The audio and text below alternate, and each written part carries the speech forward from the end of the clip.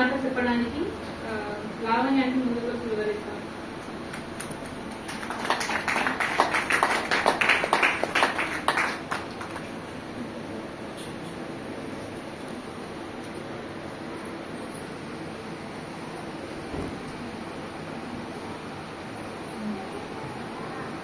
స్తోత్రములు, అందరికీ నా యొక్క వందనాలు.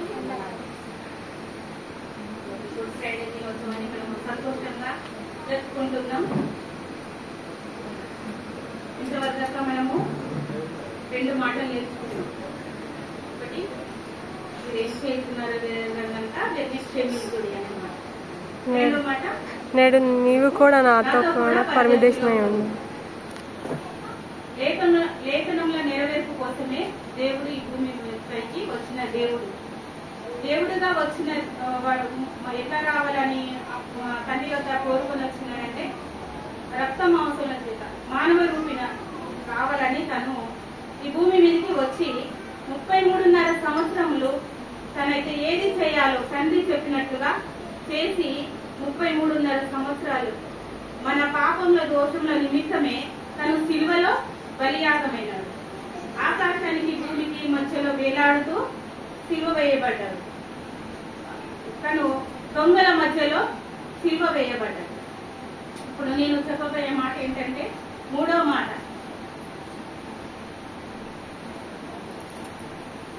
యోహాను సువార్త 19వ అధ్యాయము 26వ వచనం. అమ్మ ఇదిగో నీ కుమారుడు అని తన తల్లితో చెప్పాను.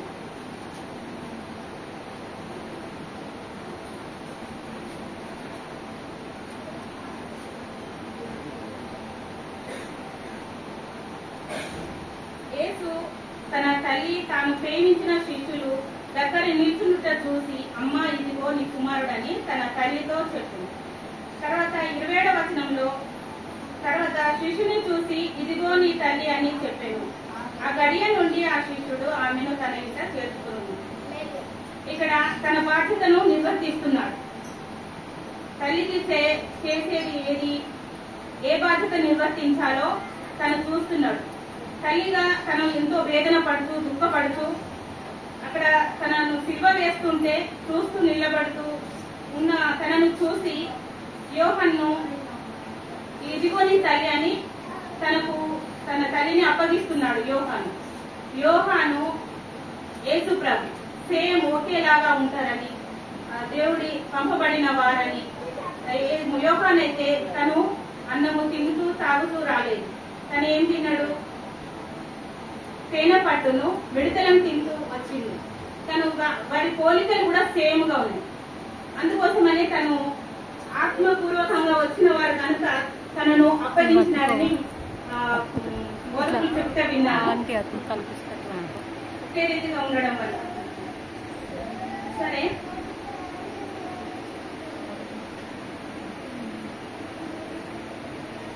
ఇక్కడ యోహాను సువార్త 19వ అధ్యాయం 25వ వచనంలో అక్కడ ఎవరెవరు ఉన్నారంటే తనను సిలువ వేస్తుంటే ఆయన తల్లి సహోదరియు లోపా భార్య అయిన మరియయు మగ్దలేన మరియయు యేసు సిలువ యొద్ద నిల్చొని చూస్తుంటే అక్కడ తన బిడ్డను సిలువ వేస్తుంటే ఎంత బాధపడుతుందో వేదన పడుతుందో. మన పిల్లలకైతే కొంచెం చిన్న దెబ్బలు ఎంత బాధపడతామండి. ఆ తల్లి కూడా అంత విలవిలలాడుతుంది. తర్వాత తనకు 4 కుమారులు 2 కుమార్తెలు ఉన్నట్లు కూడా మనకు తెలుసు. కాకపోతే ఈ మొదటి కుమారుడు దేవుని వాగ్దాన పూర్వకంగా వచ్చిన కుమారుడు సిలువ వేయబడుతుంది. తన లేఖనంలో నెరవేర్పు కోసము తను సిలువలో బలియాగమవుతున్నాడని ఎంతో వేదన పడుతూ దుఃఖపడుతూ తనను వెంబడిస్తుంది. యేసు ప్రభును వెంబడిస్తుంది. యేసు ప్రభు తనను చూసి యోహానుకు అప్పగించింది. యోహాను కూడా తనను చేర్చుకున్నాడు, తల్లిగా అంగీకరించిండు. తన బాధ్యతను తను నిర్వర్తిస్తున్నాడు. మనము ఈ భూమి మీదకి వచ్చినప్పుడు మన తల్లి పట్ల గాని మన ఇంకా తోబుట్టు వారి పట్ల గాని బాధ్యత పూర్వకంగా మనము కూడా చేయవలసిన పనులు చేయు సమయంలో చేయాలని దీని యొక్క నిర్వచనము.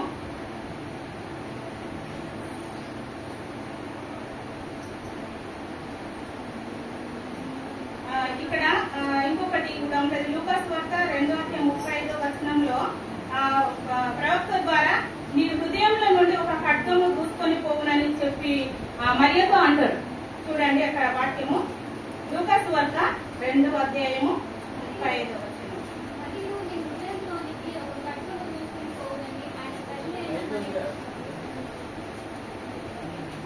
అయితే తన ముందే తన కుమారుణ్ణి ఆ విధంగా హింసిస్తూ బాధ పెడుతూ చేస్తూ ఉంటే తన హృదయం ఎంత విలవిలలాడుతుందో, ఒక ఖడ్గము దూసుకొని పోయిన విధంగా తను రోధిస్తుంది అన్నమాట.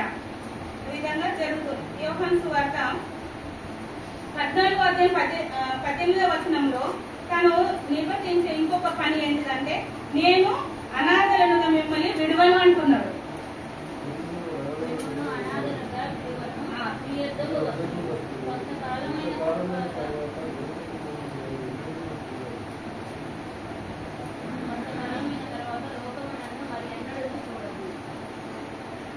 ఆయన మనలను అనాథలుగా విడిచే దేవుడు కాదు, మనకు ఆదరణకర్తగా ఆత్మస్వరూపిగా మన మధ్యలో నివాసం చేయడానికి వచ్చిన దేవుడు.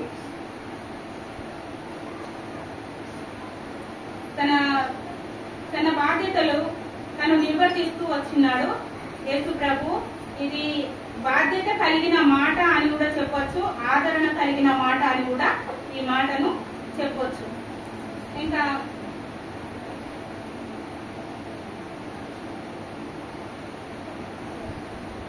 తిమోతి 5:8 తన ఇంట వారిని సంరక్షింపకపోయిన ఎడల చెడ్డవాడై ఉండును అని అంటున్నాడు.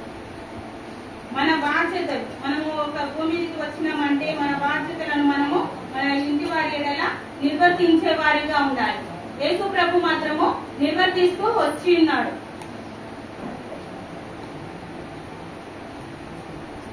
ఇదే సంఘటన నేనైతే నిజంగా చూసింది విన్నది మీకు చెప్పాలని అనుకుంటున్నాను. మనమైతే లోకపరంగా ఎన్నో ఆలోచిస్తాం, కానీ ప్రభు మన కోసము ఆలోచిస్తూ మనకి ఏది ఎప్పుడు కావాలో అది మనకి ఇస్తూ మనల్ని ఆశీర్వదిస్తూ మనల్ని నడిపిస్తున్న దేవుడు. మనము ఏదో మూర్ఖత్వం వలనో అజ్ఞానం వలనో తను ఇచ్చిన ఆశీర్వాదాలను పోగొట్టుకుంటూ ఉంటాం. ఇదే విధంగా ఒక సంఘటన జరిగింది. మా బాబు జన్మించిన సమయంలో 2013 ఆ సమయంలో డెలివరీ సమయంలో మేము హాస్పిటల్కి వెళ్ళవలసి వచ్చింది.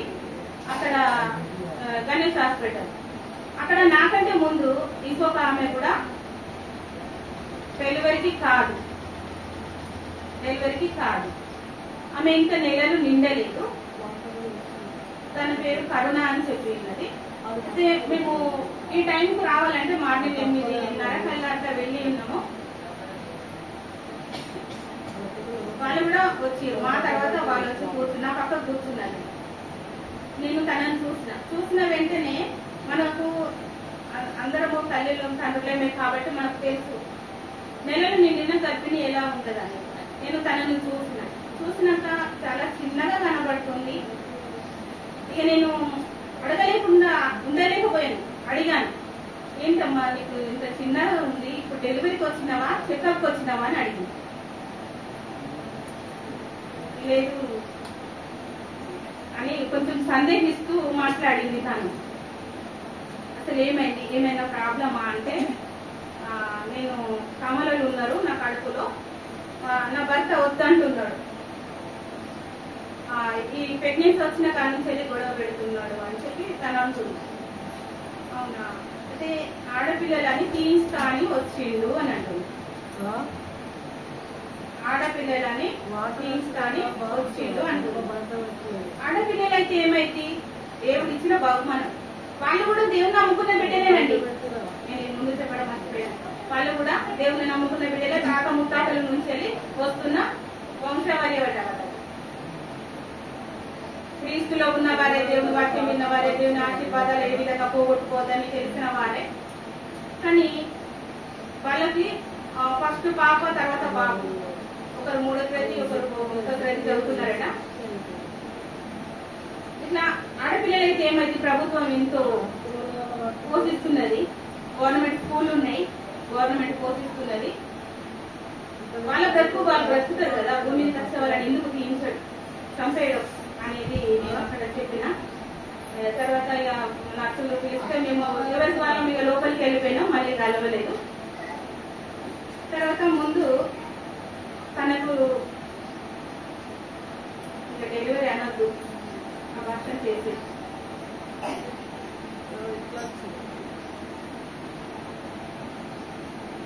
అబార్షన్ చేసిన తర్వాత నాకు మెట్ల సైడ్ ఒక డబ్బాలో పిల్లల్ని వేసారు.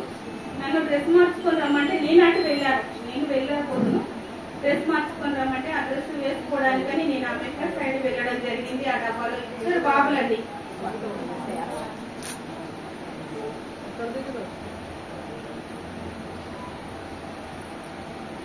ఇద్దరు బాబులను నేను కళ్ళతో చూస్తాను. చక్కటి అవయవాలన్నీ వచ్చినాయి, చక్కగా పెరిగి పిల్లలు. ఆమె ప్రెగ్నెన్సీ అని తెలిసిన కాడ నుంచి మందులు వాడనివ్వలేదట, వద్దు వద్దు వద్దు అంటూనే వచ్చిందట. తను ఇంత మూర్ఖత్వం అండి. మానవుని ఆలోచన ఎంత వ్యర్థమైనది చెప్పండి. భూమికి వచ్చే ప్రాణిని కాకుండా అడ్డుకోవడం. తండ్రి ఇద్దరు బాబులను ఆ డబ్బాలో పెరుగు డబ్బాలో వేస్తే చూసి నా పనులు విలువిలాడింది.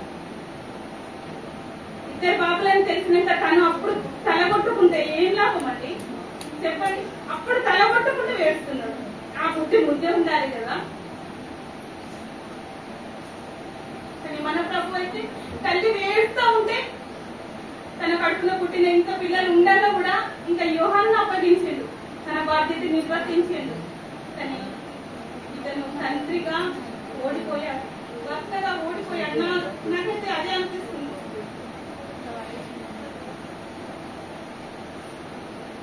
ఇద్దరు బాబులు, అన్ని అవయవాలు వచ్చింది, కానీ భక్తులు ఉన్నారు. కాకపోతే డబ్బాలో తర్వాత నన్ను డెలివరీ చేసారు. నాకు పాపలు ఆమెనైతే ఒక 3 రోజుల దాకా ఎవ్వరి మోహం చూడలేదండి, ఎవ్వరి మోహం చూడలేదు. ఎవరిని చూడకుండా ఆమె ఏడుస్తూనే ఉంది, రోధిస్తూనే ఉంది. తనకు కూడా తర్వాత తెలుస్తుంది కదా బాబులని ఇద్దరు. నా భర్త ఇలా చేశాడని జీవితాంతం తను ఎలా క్షమిస్తుందో నాకు తెలియదు, కానీ ఇంతవరకు తనైతే నాకు కలవలేదు. ఆమె ముఖం 3 రోజులకు చూస్తే ఇట్లా వాసిపోయింది, ఎవరితో మాట్లాడదు, ఏడుస్తే అటు పక్కకు తిరిగి ఏడుస్తూనే ఉంది. మీకు రాగదు, భర్త పక్కకు కూర్చున్నా చూడదు. తర్వాత పిల్లలు వచ్చారు ఒక 2 days అయినాక. పిల్లలు బాగానే ఉన్నారు మంచిగా. వాళ్ళ తల్లిదండ్రికి 2 కొడుకులంట.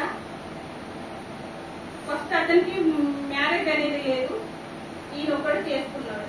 పిల్లలు కలిగారు, తల్లి లేదు, తండ్రి ఉన్నాడు. ఇంకా మిగతా వాళ్ళ ఆడపిల్లలు అయితే ఏమైంది అది ఆలోచించలేకపోయింది అతను.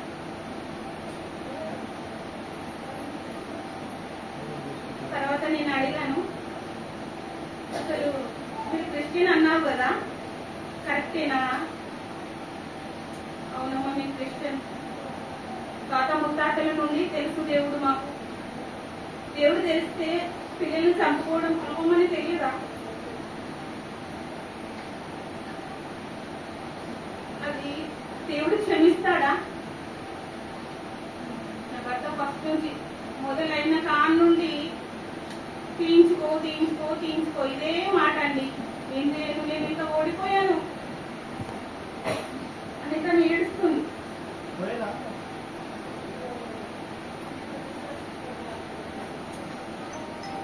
కానీ మన ప్రభు అయితే తన బాధ్యత నిర్వర్తిస్తూ వచ్చింది. రీసెంట్ గా ఒక 3 నెలల కిందట కూడా ఒక బాబును ఒక అమ్మ వదిలిపెట్టి రైలు పట్టాల మీద, అది కూడా న్యూస్ లో వచ్చింది. ఎంత చక్కగా ఉన్నాడో, చిన్న చిన్నగా గొర్రెలకి అంత గాయాలైనాయి కానీ మంచిగా స్వెటర్ వేసింది,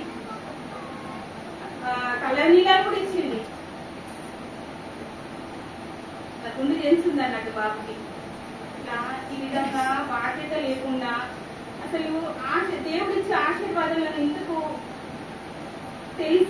తెలియకుండా కాదు, తెలిసి కూడా దేవుడిచ్చే ఆశీర్వాదాలను పొందుకునే వారు ఉన్నారు. మన కుటుంబం పట్ల మనము కూడా బాధ్యత కలిగి ఉండాలి. సంఘం పట్ల కూడా బాధ్యత కలిగి ఉండాలి. మనము ఎక్కడెక్కడో పుట్టొచ్చినాం, ఏ తల్లి బిడ్డలము మనం. కానీ ఒక్క దగ్గర ఒక్క దేవుని రక్తంలో కడగబడి మనం ఎలా ఉంచుకుంటున్నాం అన్న ఇట్లా చెల్లి ఒక్క కుటుంబంలా మన బాధ్యతలు మనం కూడా నిర్వర్తిస్తూ కొనసాగుతాం. ఈ చిన్న మాటలు దేవుడు దీవించిన తప్ప. Thank you.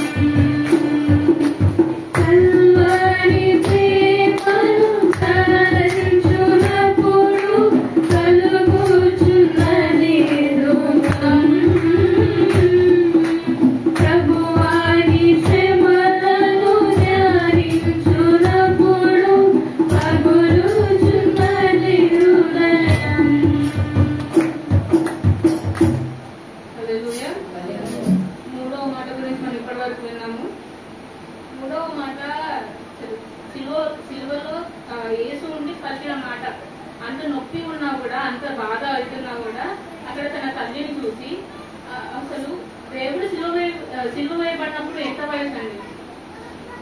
33. ఎంత వయసు ఉన్నప్పుడు సిలువ వేయబడ్డాడు? 33. 33 సంవత్సరాలు.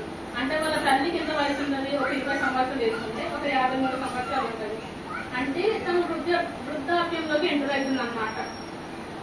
అంటే ఇప్పుడు వృద్ధాప్యంలోకి ఎంటర్ అవుతున్నప్పుడు వాళ్ళని చూసుకోవాల్సిన బాధ్యత పిల్లలది. వాళ్ళ పిల్లలు వాళ్ళని చూసుకోవాలి. కానీ ఇప్పుడు యేసుక్రీస్తు నేను వెళ్ళిపోతున్నాను కాబట్టి అయ్యో నా తల్లిని ఎవరు చూసుకుంటారో, నా తల్లి వృద్ధాప్యంలోకి వెళ్ళిపోతుంది కదా అని తన బాధ్యతను వీరొకరికి అప్పగిస్తూ ఉంటాడు. అంటే ఇప్పుడు మన మానవుని సైకిల్ ఎట్లా అంటే గుండ్రంగా ఉంటది. అంటే నువ్వు పుట్టినప్పుడు నీ చేతి నువ్వు ఏమీ చేసుకోలేదు. నీ తల్లిదండ్రులు నీకు అన్ని చేశారు, నీ తినిపిస్తారు, బట్టలు చేశారు, అన్ని చేశారు. మళ్ళీ నువ్వు చనిపోయేటప్పుడు కూడా మళ్ళీ నీకు అవన్నీ చేయాల్సి వస్తుంది. అంటే నీకు అప్పుడు బలం ఉండదు, నీలో ఓపిక ఉండదు కాబట్టి నీకు తినిపించడము, స్నానం చేయడము, బట్టలు వేయడం ఇవన్నీ చేయాల్సి వస్తుంది. మన తల్లిదండ్రులు ఇదంతా ఒక సర్కిల్ అనమాట. నువ్వు ఎక్కడి నుంచి స్టార్ట్ అవుతావో అలానే మళ్ళీ ముగుస్తావు. కాబట్టి మన తల్లిదండ్రులు మళ్ళీ ఏంటంటే 40 సంవత్సరాలు వచ్చేసరికి ఇంకా వయసు బాడీ సహకరించడం కాదు, ఒళ్ళు నొప్పులు వీక్ అవ్వడం స్టార్ట్ అయిపోతుంది. వాళ్ళకి అంత బలంగా ఉండదు. సో మన పేరెంట్స్ ని మనం చూసుకోవాలి. వాళ్ళు వయసు పెరుగుతున్న కొద్దీ మన మీద డిపెండెన్సీ ఎక్కువైగా ఉంటది. సో మన పేరెంట్స్ ని వాళ్ళు ఏజ్ లో అంటే కొంచెం ఏజ్ పెరుగుతున్నప్పుడు మనం చూసుకోవాలి. వాళ్ళని మన కన్న బిడ్డలుగా మనం వాళ్ళని చూసుకోవడం మన బాధ్యత. వాళ్ళని గాలి వదిలిపెట్టకూడదు అనమాట. అలా మనం చూసుకోవాలని దేవుడు చెప్తున్నాడు. ఇప్పుడు మన మాదిరి అన్నమాట. దేవుడు 33 సంవత్సరాలు ఉన్నప్పుడు వాళ్ళ తల్లి 50 సంవత్సరాలు ఉన్న తల్లి గురించి ఆలోచిస్తున్నాడు. ఇప్పుడు మనం కూడా మన తల్లిదండ్రుల గురించి ఆలోచించాలని ఈ చిన్న మాటలు. అండ్ 3వ మాట గురించి చిన్న ప్రార్థన చేస్తాం.